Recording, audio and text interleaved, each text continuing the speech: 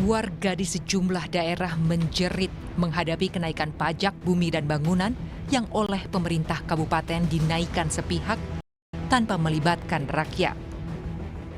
Di Kabupaten Pati, Jawa Tengah, nilai PBB sempat naik hingga 2 kali lipat atau 250% sebelum akhirnya dibatalkan. Hal serupa juga bermunculan dari berbagai kota lain, seperti di Jombang, Jawa Timur. PBB sempat naik 400%. Sedangkan di Cirebon, Jawa Barat, kenaikan PBB bahkan diwacanakan naik 1000%. Wajar saja jika warga menjerit dengan tarif baru, karena memberatkan ekonomi rumah tangga. Kenaikan ini dinilai ironis saat rakyat dipaksa menanggung beban pajak yang lebih besar. Justru muncul fakta bahwa pajak penghasilan atau PPh 21 anggota DPR ditanggung oleh negara. Soal ketidakadilan upah ya contohnya. Karena Kementerian Keuangan harusnya lihat data. Sekarang itu kelas menengah itu menghabiskan 800 ribuan per bulan. Sekitar itu untuk sewa rumah. Dan ini 50 juta.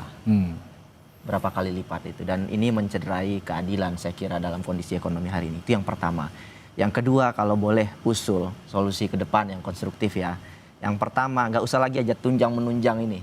Satu gaji saja. Semua tunjangan gaji pokok itu masuk dalam satu plot dan kemudian dikenakan pajak. Dan satu lagi mungkin kenyataan menyakitkan yang juga ingin saya sampaikan ya. Gaji pejabat negara khususnya anggota dewan Pak, itu pajaknya ditanggung oleh negara. Betul. Ya, itu dan yang ini tidak fair. Karyawan swasta itu bayar pajak penghasilan. Dan ini tidak fair. Dan ini bukan dosa sekjen sekarang. Ini dosa lintas generasi. Lintas generasi. Dan Kementerian Keuangan harusnya tahu itu. Dan ini harus kita perbaiki. Ini sangat-sangat tidak adil. Sekarang siapa pekerja yang tidak dipajakin luar biasa hari ini? Dan itu sifatnya regresif. Dan kalau mau memperbaiki penerimaan negara, memperbaiki efisiensi anggaran, mulai dulu dari kepalanya. Kalau kepalanya busuk, di bawahnya juga akan bermasalah. Pajak penghasilan dari gaji para wakil rakyat dialihkan ke kas negara.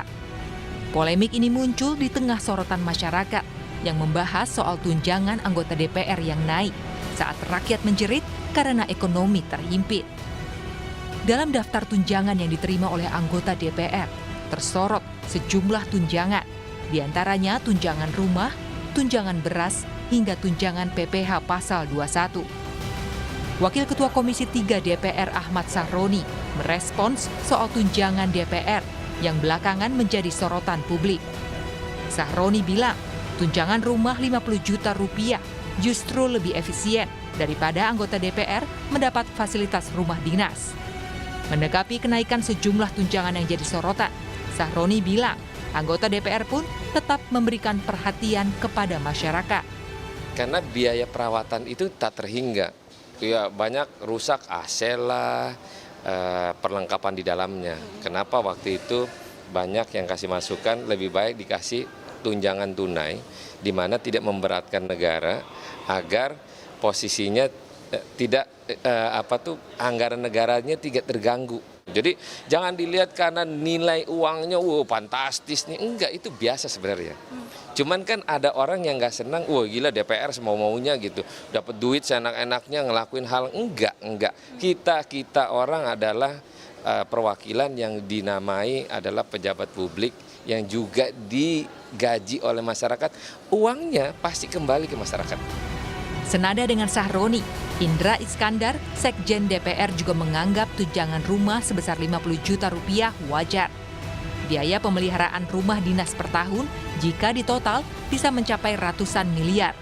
Jauh lebih mahal daripada memberikan tunjangan cash 50 juta rupiah. Sebenarnya kalau kita ngomong teknis gitu ya, rumah ini sudah dikembalikan kepada negara gitu ya. Kemudian juga ada kewajiban negara untuk memenuhi hal-hal semacam itu gitu ya.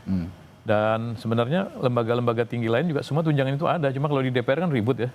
Lembaga-lembaga lain damai-damai aja sebenarnya. Jadi sebenarnya dan jumlahnya juga lebih besar sebenarnya. Jadi sebenarnya ini sudah sangat moderat.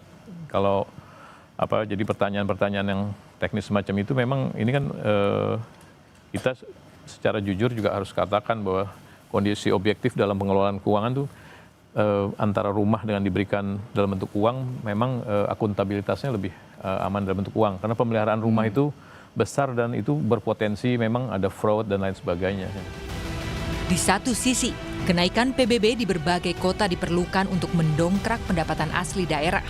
Namun keistimewaan anggota DPR justru dianggap mencederai rasa keadilan di masyarakat. Rakyat ditagih pajak, namun wakil rakyat mendapat pengecualian. Tapi menurut saya dengan kondisi ekonomi kita hari ini, kita harus arif begitu ya. Nggak ada ASN yang dapat, mungkin nggak banyak ASN yang dapat tunjangan beras ya.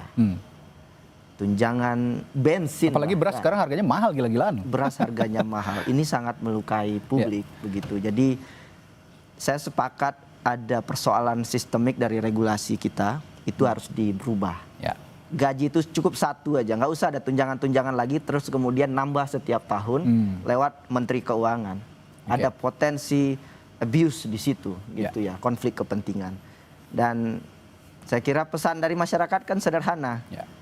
Jangan mengais di atas penderitaan masyarakat gitu. Apakah pemerintah melalui Kementerian Keuangan akan mengkaji ulang kebijakan tunjangan anggota DPR? Tim Liputan, Kompas TV.